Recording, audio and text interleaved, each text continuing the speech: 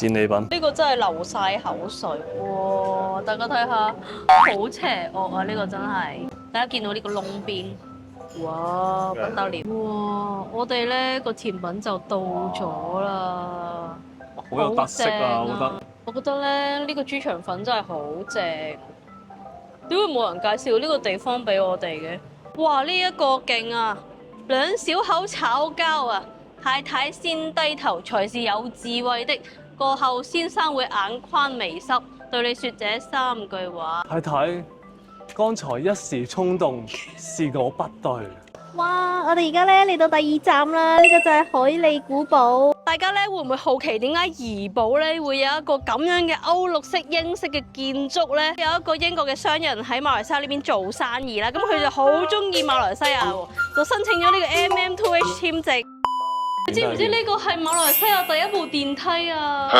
係咩？係啊。轉眼間咧，我哋就嚟到呢個椰殼洞啦。下邊嗰啲咧，真係行到成身濕晒，係真係好高喎呢個位。而家我有啲毛管戙啊，真係。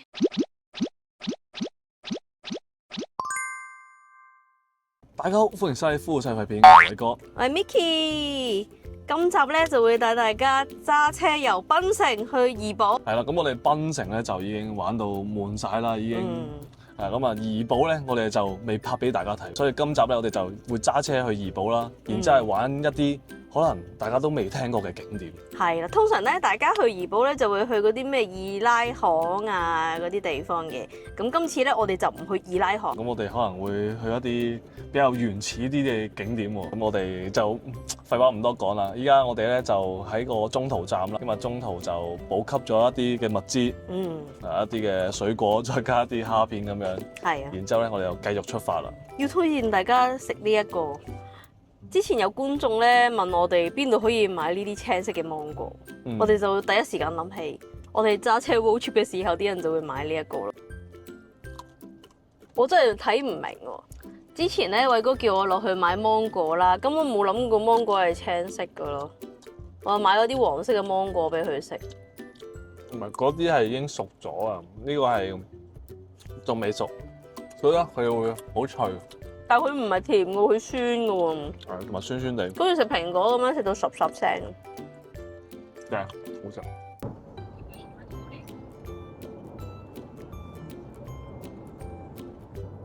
好啦，咁我哋依家咧就揸緊車落去怡保啦。咁其實咧喺檳城揸過怡保咧就大概150公里左右，車程咧就大概2個零鐘到啦。今日視乎塞唔塞車啦，同埋你揸得幾快啦。同埋咧喺馬來西亞呢邊咧揸車咧係幾好嘅，因為咧佢啲高速公路咧都起得好好啦。喺馬來西亞呢邊揸車咧，對於我哋香港人嚟講咧就真係好簡單嘅，因為咧佢都係右軚啦，同香港係一模一樣啦。同埋咧呢邊租車個價錢都唔會太貴嘅。咁所以咧大家如果真係嚟到呢一邊咧，都可以選擇去自駕遊啦，係一個幾唔錯嘅選擇嚟嘅。因為咧呢邊嘅公共交通工具咧，始終都係唔係太多啊，我覺得係，同埋都冇乜選擇，所以咧自駕咧係一個幾正嘅選擇嚟。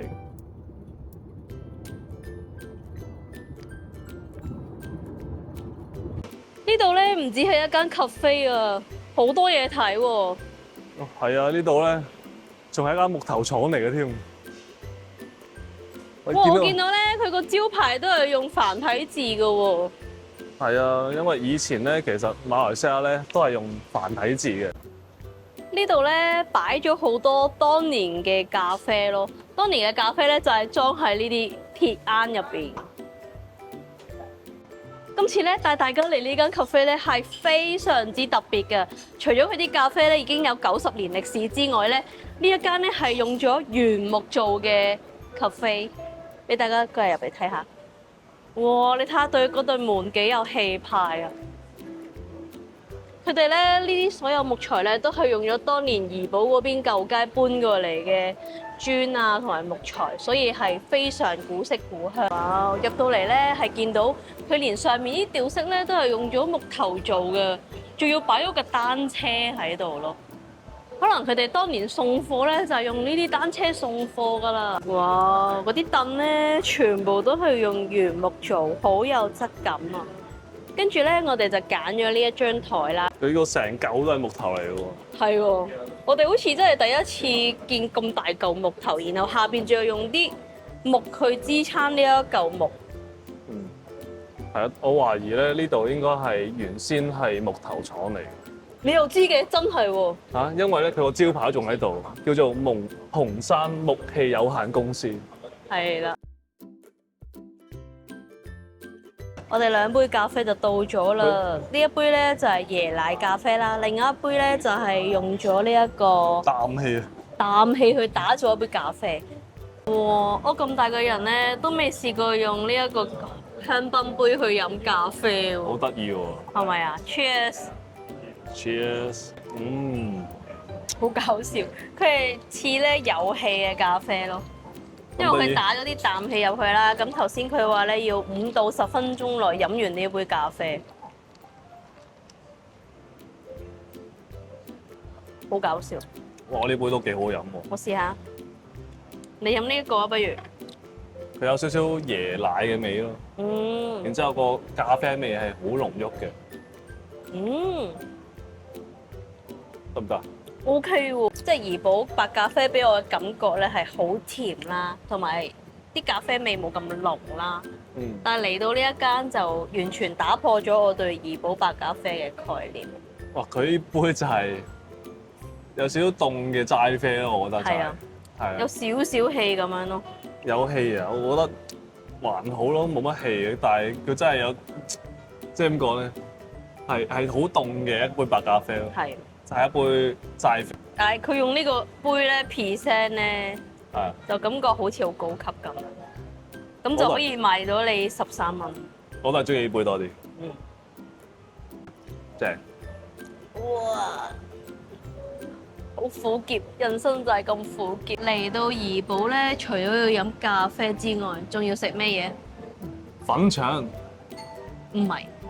係豬腸粉啊！我哋香港叫腸粉，係啊，我哋香港就叫腸粉，呢度咧就叫做豬腸粉。係啦，俾大家睇下，哇，好似好正咁，好似好滑啊！你知唔知點解怡寶出名呢個豬腸粉咧？因為好多粉腸。梗係唔係啦？咁咧就因為咧，大家都知道啦，其實咧粉腸唔係，大家都知啦，其實腸粉。大家都知道啦，腸粉咧其實係源自於廣東嘅。廣東嘅腸粉咧就係最好食噶啦。咁而怡寶咧最多係咩人咧？就係廣府人啊。咁咧就係一啲廣東過嚟嘅華人。咁所以咧呢邊嘅豬腸粉咧都係非常之好食嘅。係啊，好滑喎！佢呢一個，你俾你試下。哇！係咪好滑？吸晒啲汁咯。但係佢又同我哋香港嗰啲又唔同喎。係啊，佢嗰個口感好特別喎，係。係啊。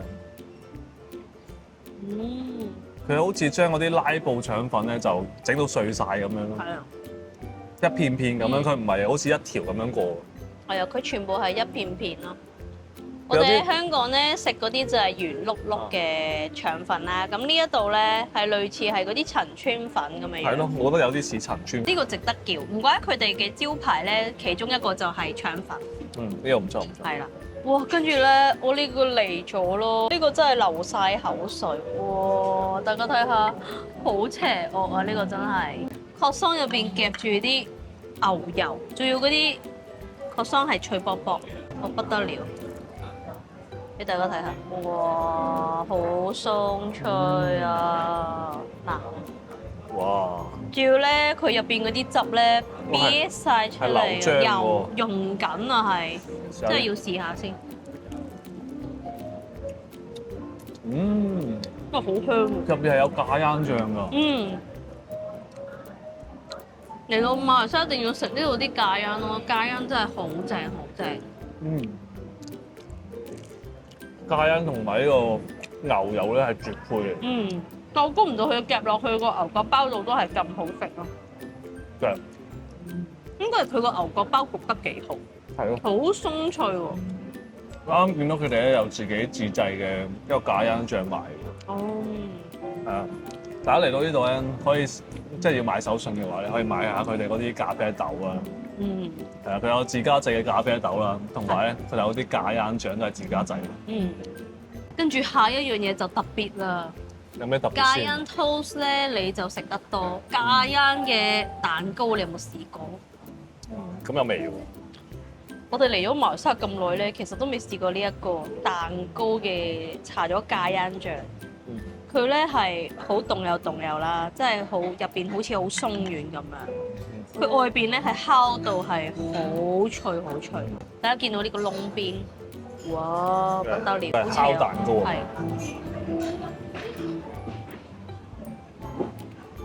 係。好香喎！係喎，不得了啊！呢間點解冇人介紹嘅？你介紹咯。係咯，我介紹咯。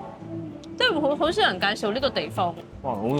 好好食喎呢間，比我哋去過任何一間怡寶嘅咖啡室都係好食喎。我哋去過怡寶都幾多咖啡室，估唔到蛋糕 toast 都咁好食。哇，好得意啊！嗰陣係咪啊？難怪佢呢度寫推薦咯。呢個真係好正呢個。我覺得咧呢個豬腸粉真係好正。點會冇人介紹呢個地方俾我哋嘅？啲人通常嚟到怡寶都係食啲比較古老嘅餐廳啊。但係呢一間真係好正。見到呢間 cafe 咁靚，諗住過嚟影下相，啲嘢食麻麻地，點知啲嘢食都 OK。但係我發現咧，即係就算我哋之前去嗰間 cafe 建龍嗰邊我都好，或者呢度咧，就轉入嚟嗰個位咧，都好似去咗唔知啲山卡拉地方咁。係啊，即係咧，佢哋啲路咧唔會話，即係佢哋呢啲餐廳咧唔會喺鬧市入邊咯，你係要去啲好似好荒蕪嘅地方，成日都以為自己去錯地方咁樣先去到。我哋頭先揸車入嚟嗰條路咧，周圍都係工廠，我哋前面嗰度係木頭廠啦，跟住隔離係乜嘢廠啊？唔知咩廠啊，總之都係好多貨車出入嘅。係咯。我頭先落車嗰時咧，見到前面咧係擺滿晒啲木頭，係好大碌，搭起嚟咧係高過我同高過偉哥。我覺得係好壯觀。哇！我哋咧個甜品就到咗啦，好有特色啊！我覺得係咯，佢仲要係用咗榴蓮㗎。佢個咩名頭啊？我唔記得咗，要 check 翻，真係好正。係咯，佢好似有啲西米露喺上面咁樣。係啦，其實佢嚟嘅時候咧就係咁樣嘅。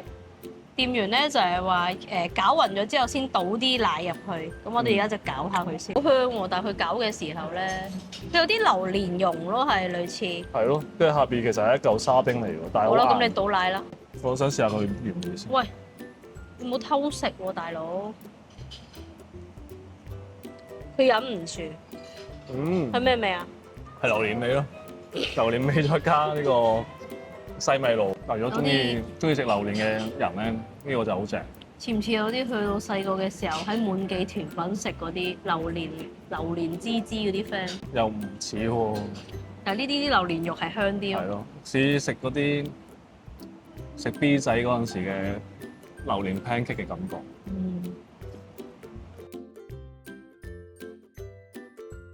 我哋頭先咧就食飽啦，跟住埋咗單啦。呢一餐咧就食咗70蚊馬幣，我覺得都幾值嘅，因為咧佢啲嘢食又好食啦，跟住又有甜品，然後嗰啲咖啡又好好飲。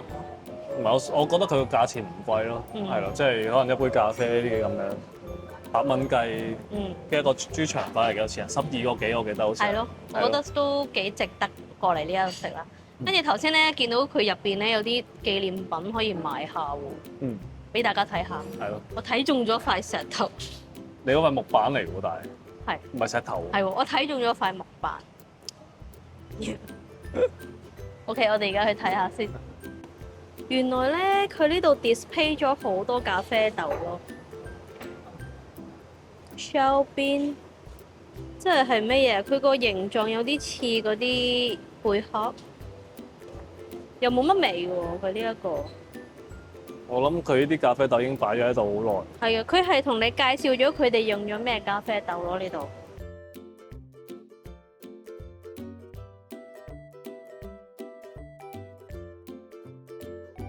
頭先咧，我杯氮氣咖啡咧，原來就係咁樣打出嚟嘅，就係用呢一部機咁樣整出嚟。係用一啲咖啡再加埋一啲氮氣，咁就會變咗嗰杯咖啡。佢呢度好得意喎，仲有啲咧，呢啲係以前嗰啲織布機嚟嘅，你又知呢個係織布機？啊，似係咯。好似又係喎呢個。你見到呢度仲有嗰啲車機啊。哦，係喎呢一度。跟住呢個位咧有得俾你打卡咯。呢個位係俾你自己炒咖啡豆咯。好啊，你試下炒咖啡。你可以賣咖啡喎而家。啊，10蚊3斤。咁平？10蚊3斤。如果大家中意咖啡嘅話咧，嚟呢度就啱噶啦。係佢有佢自己出產嘅一啲咖啡豆。係。哇，好香喎！佢呢個咖啡豆好有內涵喎，佢唔係嗰啲即係嗰啲叫咩？即哇好香喎，真係。係啊，真係好香。OK 喎，可以買喎。跟住佢一包係250 gram 咯，跟住就唔係太貴咯，唔會貴。20幾蚊至30蚊咁樣咯。跟住仲有啲木頭賣啊，呢塊好得意，啱嘛？係啊，好靚喎呢一個。係咖啡豆啊，係木做嘅咖啡豆。佢呢啲木頭咧都幾靚喎，佢隔離有個木頭廠咯。如果呢塊有得買翻去都幾可愛。嗯。但係可惜呢個係非賣品。呢個 display 嚟嘅。係啦。跟住咧都見到一啲好大塊嘅木頭咯，呢啲係咪好大塊啊？係啊。你拎起睇下係咪好重？呢啲實木喎。哇！喂，唔簡單。呢一個唔簡單啊！呢一個。大家聽下啲聲。我發現咗一樣好值得買嘅嘢啊！就係呢個40蚊馬幣嘅砧板。即係咧，我覺得咧佢好多用途啦。首先咧，如果有人嚟飲酒嘅話咧，就可以擺芝士啦，跟住買啲cracker啊，然後擺啲水果喎。嗯。仲要係咧，佢實木喎。呢個係咩木頭嚟嘅咧？唔知啊。呢個咧應該係出產自於馬來西亞嘅木頭喎。應該唔係橡膠樹，我都唔知。但係佢啲做工都 OK 喎，佢就係磨到係側邊好圓滑咯。嗯。做人應該要咁樣，冇稜角。Nice。我想問下，你知唔知呢個係咩木啊？榆樹。雨水嘅雨。雨樹。雨木啊。雨木。未見過。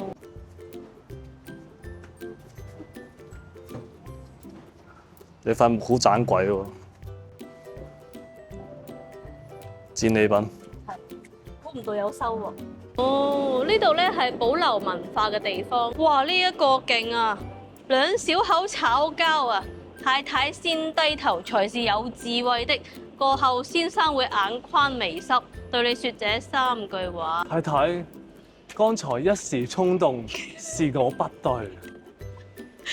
好，第2句，幸好你在親友面前給我面子。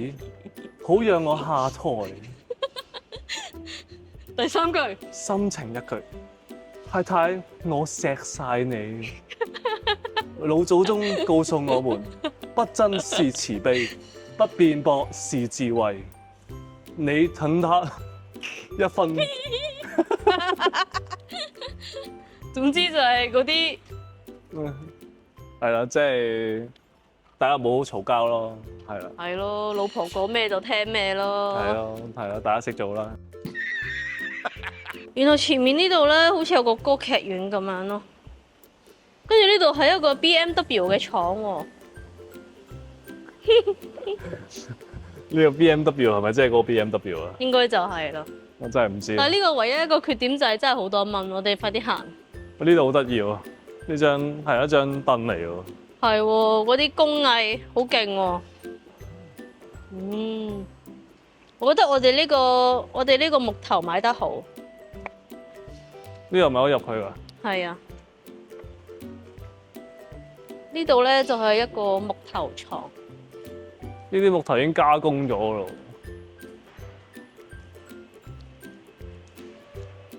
哇，好壯觀啊！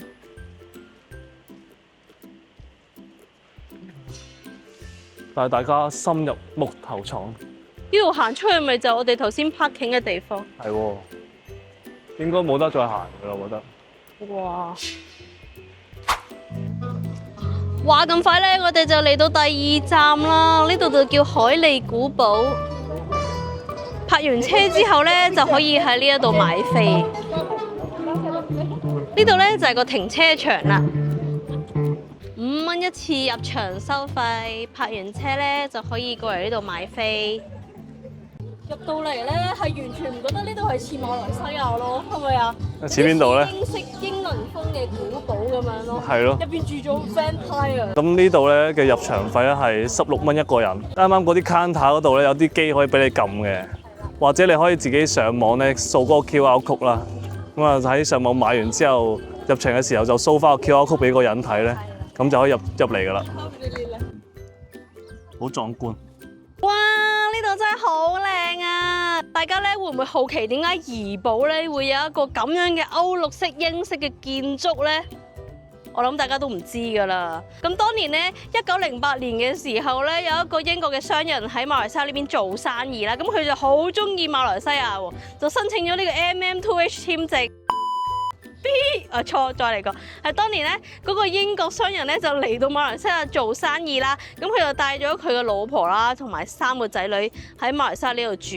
咁咧就住喺怡保呢一度，因為咧佢老婆好掛住英國啦，所以佢就特登從佢嘅家鄉英格蘭帶咗佢哋嘅磚啊、窗啊、英式嘅建築，就嚟咗呢度起咗呢棟樓。大家知唔知咧？呢個城堡係好把炮㗎，因為咧，佢入邊有電梯㗎，大家試諗下，1908年啊，都有個電梯喺入邊，入邊仲要打造到咧係好似皇宮咁樣嘅。但係最特別係乜嘢啊？佢爛尾啊！呢個成為馬來西亞好出名嘅爛尾樓啦，係因為咧一場好唔開心嘅經歷，佢死咗。好幾唔開心啊！其實咧係因為咧佢嗰時有病，所以咧起到一半咧佢就死咗。然後咧好不幸地咧呢度起緊呢個城堡嘅工人咧都染上疾病，都全部死咗。所以呢度咧變咗而家都幾出名嘅鬼屋。OK， 咁我哋入去睇下啦。哦，佢佔地好大咯，係成個莊園咁樣咯。其實睇睇下咧，有少少似馬六甲嗰個古蹟喎，覺唔覺啊？嗯，佢側邊呢啲咧已經係爛晒㗎咯。係啦，嗰邊就係爛尾樓。哇，好涼爽喎！呢度涼浸浸。係啦，好通風喎。可能係因為佢冇窗嘅原因。係啦。咁呢個位咧就係好出名嘅打卡位啦，好多人喺度影相，因為咧佢呢度圓拱形嘅設計。然後前面咧都有一啲起到一半冇起嘅屋咯，我就係城堡入邊嘅公主。你係咩公主？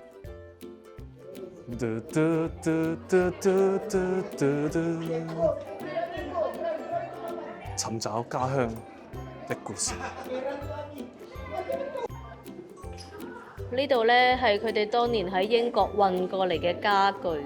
仲 keep 得好好，呢度咧係特登揾個位封起咗咯，費事等啲人破壞。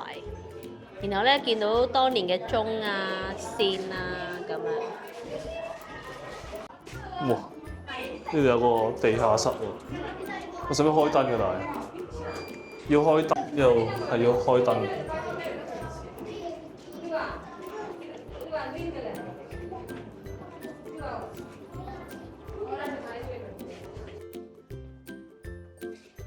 哇！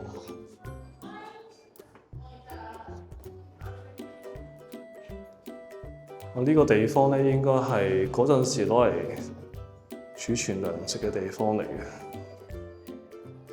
佢呢度有啲層架咧，俾你分類嗰啲食物啊。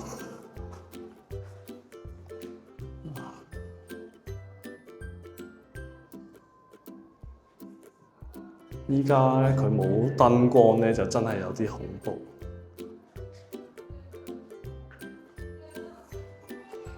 好啦，返上去先啦。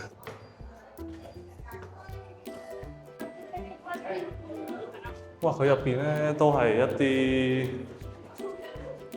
層架嚟喎，一樓呢度。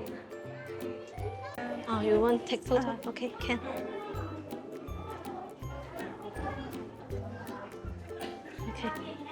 OK。上到嚟一樓啦，就可以咁樣望落去， One, 都幾壯觀。哇！佢樓底好高啊！呢啲英式設計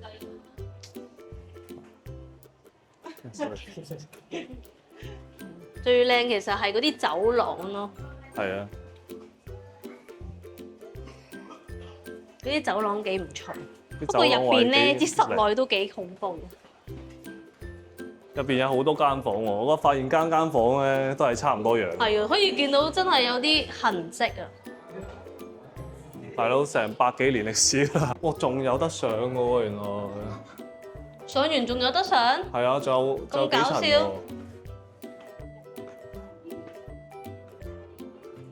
哦，呢個就係個 lift 位啦。乜嘢啊？呢度啊。哦，呢個就係電梯，好佢就係勁喎！喺呢個窿嗰度，已經見唔到。你知唔知呢個係馬來西亞第一部電梯啊？係咩？係啊！呢一部咧就係馬來西亞第一部電梯。好彩你有上嚟喎。好彩冇放棄咋，堅持到最後係有成果㗎。哇！呢度好靚喎！呢度可以望翻落去喎。哇！哇！原來呢座城堡真係幾高下。原來住喺城堡入邊係咁嘅感覺㗎喎。大地在你腳下。係咯，佢嗰時又物色到一個咁樣嘅位俾佢起城堡喎，仲要塊地都佔地面積幾大㗎喎。係啊。好勁喎，真係！哇！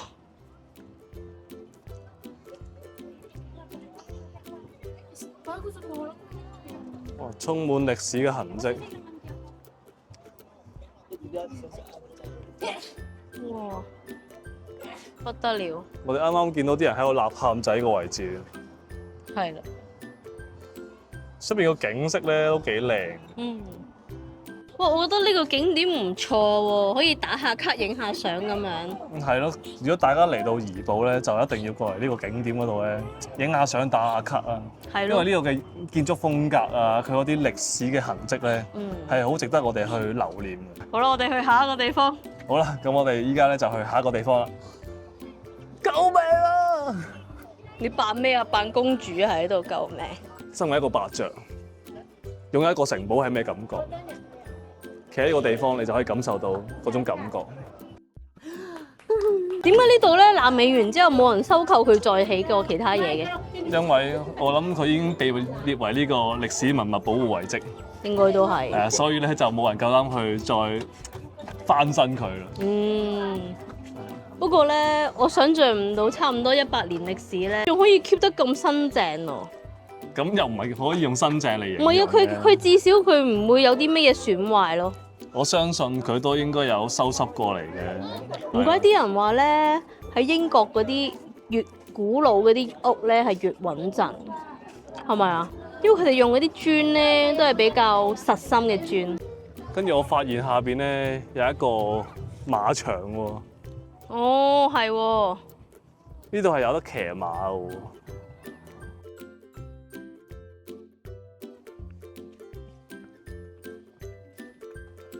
哇！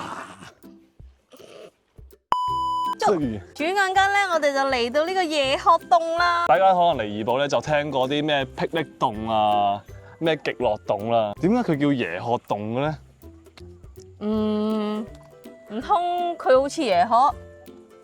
冇錯啦，就因為佢似椰殼。咁樣望落去個窿好似好細咁樣，其實入邊咧係好大，佢係咧全馬來西亞最大嘅石灰岩洞。呢度咧除咗入去睇嗰啲石頭之外咧，佢仲有得俾你參加歷奇嘅喎。佢歷奇咧有分濕身同埋乾身。咩嚟㗎？濕身乾身？個濕身有啊？Nice。其實咧，怡保啲山窿係好特別㗎，好多都係咧你穿過一個山窿之後咧，你會見到出邊有湖或者有河流嘅。咁呢個都唔例外啦。呢度咧其實佢全長咧就4.5公里，但係咧如果你行入去嘅話咧，你係要經過嗰啲小溪啊，跟住先可以出到去山窿外面見到個湖泊。咁咧我就選擇乾身嘅。因為咧，如果你濕身嘅話咧，你要準備好啲衫褲鞋襪啦，連對鞋都係會濕噶，所以咧我哋都係玩乾身好啲。咁我哋就玩一次俾大家睇下啦。咁我哋依家咧就去買飛先啦。OK，go。好，let's go。好啦，我哋依家去買飛啦。頭先咧呢度嘅店員就同我哋講咧，佢就推薦我哋玩嗰個 No.2 嘅 tour 啦，睇嘅嘢係比較多啲嘅。同埋咧， 1號同2號咧，佢係相差10蚊雞，所以佢就推薦我哋玩2號嘅團。OK，thank you。Thank you。係。咁我哋而家咧就準備入去啦。其實咧，佢嗰啲 tour 咧，嗰啲價錢差唔多。即係1號 tour 咧係40啦，2號係50啦。跟住濕身嘅話就係60啦，同埋70咯。係啦。其實差唔多咯。咁如果係小朋友嘅話就半價。係咯，如果大家咧中意啲刺激啲或者時間充裕咧，就可以揀3號、4號，咁就更加特別啦。哇！一出發。呢度咧就係個入口啦。去到呢個位咧，已經 feel 到有啲陰陰涼涼嘅感覺。平時咧呢個洞穴咧係會封住嘅，一到收咗工。哦，好似真係有啲探險嘅 feel。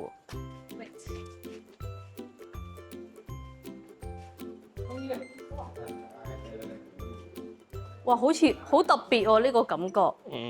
我哋之前咧坐嗰個鏡湖嗰個船咧入山窿嘅感覺咯，就係，但係今次係自己行路，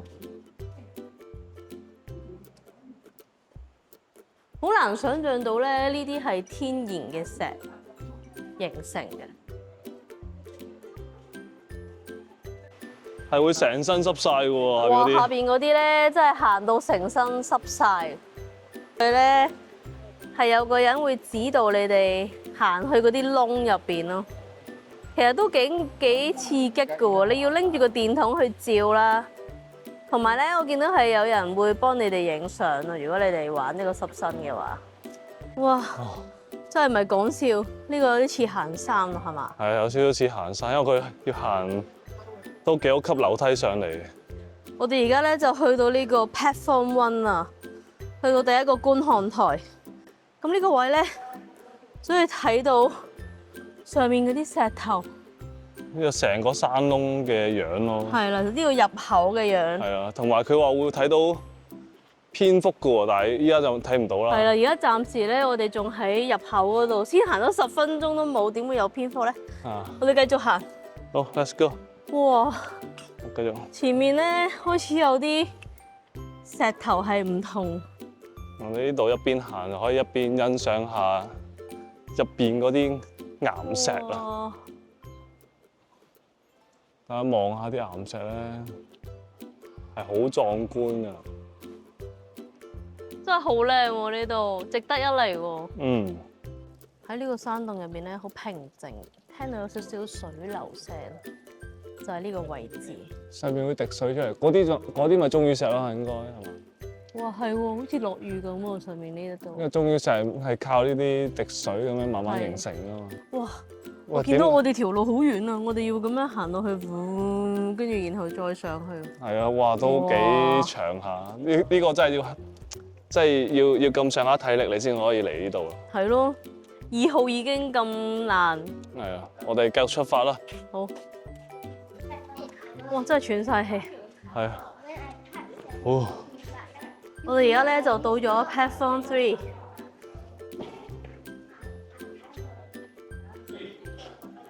哦，佢咁樣望落去，又同啱啱第1號、2號又唔同樣嘅喎。我哋咧而家嚟到呢一個 Platform 4。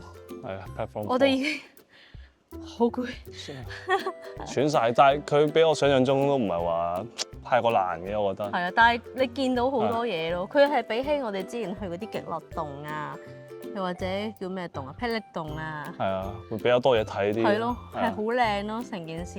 係啊，同埋呢度好多打卡點啊。同埋佢好好喎，佢原來有啲 platform 咧，俾你影下相啊，跟住然後唞下咯。哦，呢度係咪呢度先係叫做嗰個隧道啊？哦，係啊。我哋之前咧去鏡湖嗰個咧，真係見到有啲 crystal 喺嗰個隧道嗰度。哇！呢啲好似有蝙蝠住喎，呢啲位。哦。我唔係，我諗住嗌下睇下有冇回音啫嘛。你嚇死老婆冇老婆㗎！呢度咧好靜啊，靜到係你連呼吸聲都聽到。有啲人好中意刺激嘅話咧，就可以嘗試下。同埋沿途咧見到係好多鬼佬，即係外國人過嚟啊，因為外國人好中意大自然行山咁樣。其實咧，而家已經嚟到最後一個位啦，就係 level，即係 platform 5啦。佢呢度叫 Top of the World。我諗呢個咧位望落去咧，就已經望到晒下邊要去嘅嘢。哦，即係你其實玩呢個 level 3同埋4咧，其實你係會經過咗 level 2先嘅。係啊，但係其實咧，如果你哋有時間咧，都建議玩埋 level 3同4，其實都係爭10蚊20蚊啫喎。係啊。但係你可以玩多成粒幾2粒鐘，就咁樣行落去。因為你要落去，然之後可能下邊走條路再出翻去。係極刺激嘅，下邊咧係冇燈㗎。係啊。唔怪得佢話叫人哋自己帶電筒啦。我哋咧已經嚟到呢個 Level 2嘅終點站，睇下咧，其實企喺呢個位咧，俯瞰下邊嗰啲景色咧係有啲驚，有啲腳軟，有啲腳軟嘅感覺。係啊，因為下邊咧好似都幾深下嘅，同埋下邊係黑蚊蚊嘅，同埋有水咯，係真係好高喎呢個位。而家我有啲毛管戙啊，真係。好啦，我哋而家就回程啦。而家一個人都冇，有啲驚驚地。係咪有吸血鬼喺呢度住啊？吸血鬼都唔住呢度啦。我諗 Level 3同 Level 4應該真係有吸血鬼，因為嗰邊陰陰濕濕咁樣。哇！係咯，嗰啲蝙蝠應該住喺入邊嗰啲地方。好啦，我哋而家係咪要出去啦？係啊。我哋沿路折返。應該半個鐘頭就出去啦。